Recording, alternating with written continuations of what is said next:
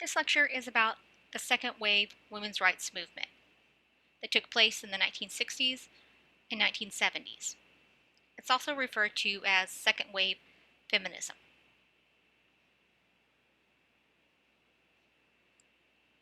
The second wave women's rights movement was a backlash or a rejection to the early Cold War ideals regarding women, particularly those in the 1950s culture.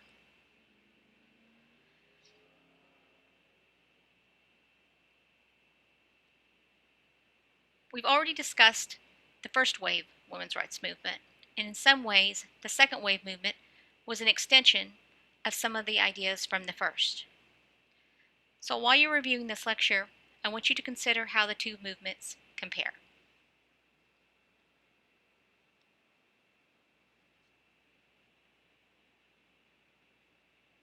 If you will remember, when we last talked about the first wave women's rights movement, we ended with women getting the right to vote in 1920. Although they received the right to vote, women were still not receiving equal treatment with respect to wages, reproductive rights, marital laws, specifically rape, or rights in the workplace, and many others. During World War II, many women went back to work while the men were at war. They worked in the factories, the machine shops, etc. After the war, women were expected to leave those jobs and become housewives and mothers. When we discussed the Cold War, we discussed how a strong family was part of the battleground of the Cold War. The family offered security in an otherwise uncertain world.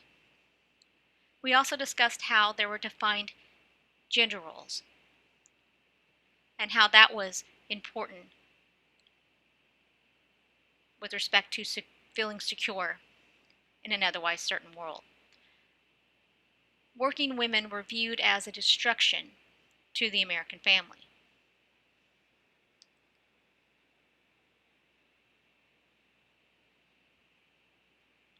And after World War II, we will have a rise in the birth rate. You will see this desire to have a family, which was opposite from the 1930s, when the birth rate went down during the Great Depression. So although many women were striving to get married and have a family, others kept their jobs after World War II. In fact, 80% of them over the age of 45 did so. Most of these women were heads of households and received lower wages than men because they weren't considered the breadwinners in the family. These women became union members, for example, in the United Electrical Workers Union. These women fought for better wages, better working conditions, and better hours. They fought for the reduction of the burden of what was referred to as double day. And what double day was is that women were working in the factories, but they were also still expected to take care of their family after work. So ultimately, these women pushed for better pay for less hours. In 1946, the Congress of American Women was formed. It's also referred to as the CAW. Its members included labor union activists and peace workers. It was about human rights and world peace. It was very appealing in the wake of fascism and the Holocaust. The CAW fought for equal education, ending job discrimination, wage discrimination, Doubleday, and many other things.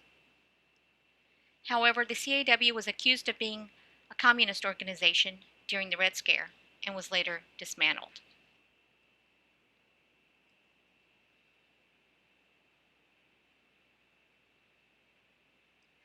By the 1960s, more women were going to college. This created a need for more skilled and white-collar workers. 3 times as many married women were working in the 1960s than were working in the 1940s.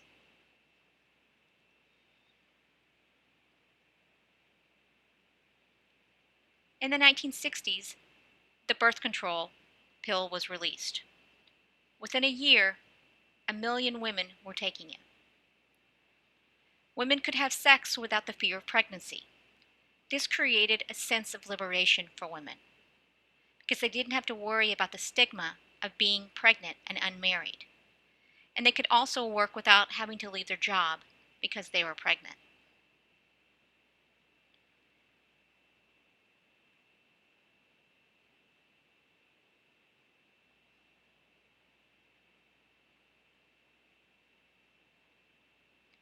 In 1963, the Commission of the Status of Women was formed.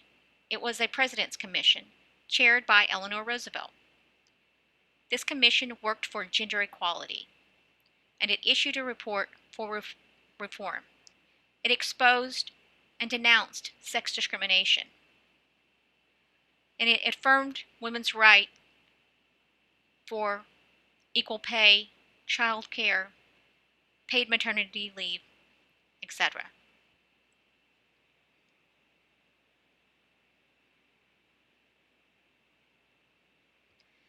In 1963, Betty Friedan, seen here, was a college graduate, wife, and mother, and also a former journalist for the United Electrical Workers Union. She published a book called The Feminist Mystique. In that book, she discussed what was termed as a problem with no name. She interviewed a number of women, and the discussion was about how the women felt trapped. Women were unhappy. They wanted a greater purpose than taking care of their family.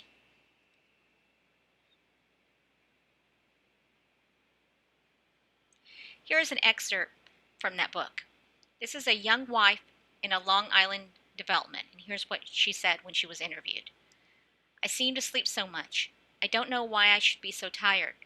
This house isn't nearly so hard to clean as the cold water flat we had when I was working. The children are at school all day.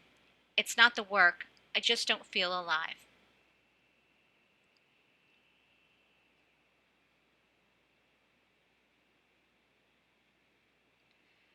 Betty Friedan will help found an organization called the National Organization for Women, otherwise referred to as NOW.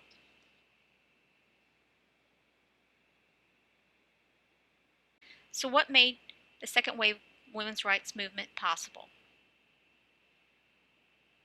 In part, it was because of the success of the African American civil rights movement. That movement created an atmosphere for change. It influenced methods such as sit-ins used by women.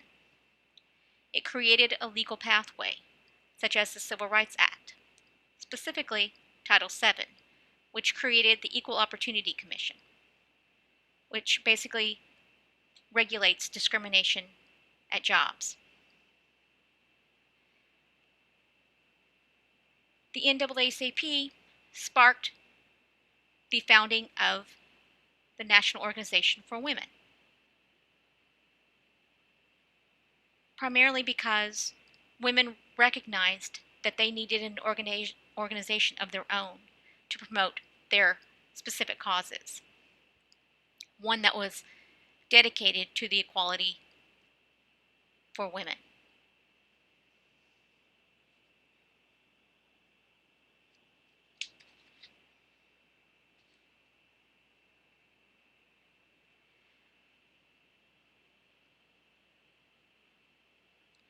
At first,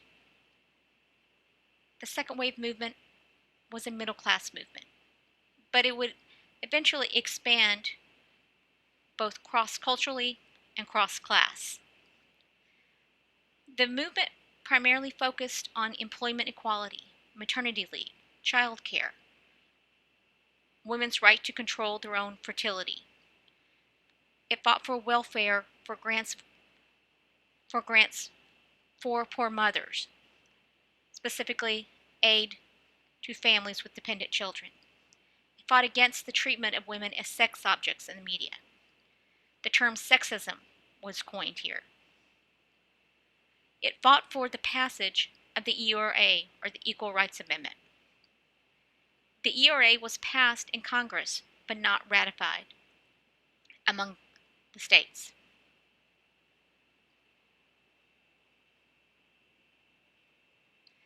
There were some accomplishments that women achieved during the second wave women's rights movement, such as passing legislation dealing with tax breaks for women. Other accomplishments included new awareness for domestic violence, the recognition of marital and date rape. In fact, marital and date rape were legal in most of the states in the country in the 1970s. As of 1976, 90% of the U.S. police departments would not arrest perpetrators of domestic abuse. The concern was that homemakers were vulnerable to this because of the economic dependence on their husband. So if women were being beaten by their husband, they often couldn't leave because there just wasn't opportunities for them. The movement helped open shelters for battered women, helped these battered women find employment and get on their feet again so they could leave their husbands. It was during this time that Title IX of the Higher Education Act was passed. It provided for gender equality in education and athletics. There was also abortion legislation. Prior to 1973, 10,000 American women died each year from botched illegal abortions. Nearly half of those women were poor women. So in 1973, Roe v. Wade was passed, which Roe v. Wade meant women had the right to privacy and the right to choose an abortion if she so wanted. And the women's rights movement fought for other reproductive rights as well, such as involuntary sterilization, etc. Women of color and working class were concerned that their issues weren't being addressed and often formed separate organizations. In addition to Betty Friedan, there were other feminist leaders, such as Gloria Steinem, seen here. She started a magazine called Ms. Magazine.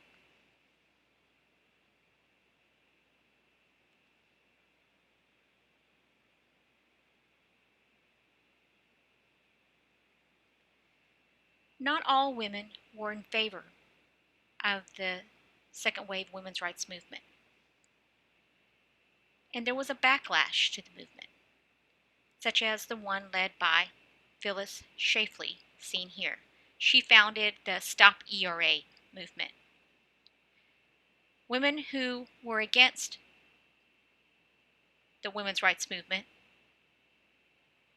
felt that these women were interfering with women's rights to be housewives. These women were the defenders of traditional family values. They often allied with churches that opposed abortion and gender equality. They lobbied for an amendment that would overturn Roe v. Wade, and they often picketed abortion clinics.